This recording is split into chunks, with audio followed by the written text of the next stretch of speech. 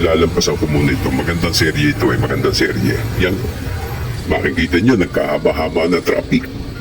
Hindi ko naman sinasabi na ito ay mali yung sasakyan na nasa harapan. Dahil ang totoo naman ay talagang hindi siya makapasok sa kaliwa. Wala magbigay. Yung mga kasalubong niya ay sumalubong pa rin kaya hindi siya makakaliwa. Tingnan nyo naman ang magiging resulta kapag ganyan hindi tayo nagbibigayan sa kalsada. Ganitong kahaba. Tingnan nyo.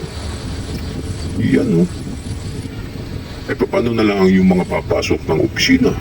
Paano na lang yung papasok sa eskwelahan ng mga bata? Di ba? Ang haba.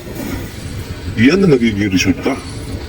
Example dyan. Kung halimbawa meron driver na pasaway, yan ang magiging resulta.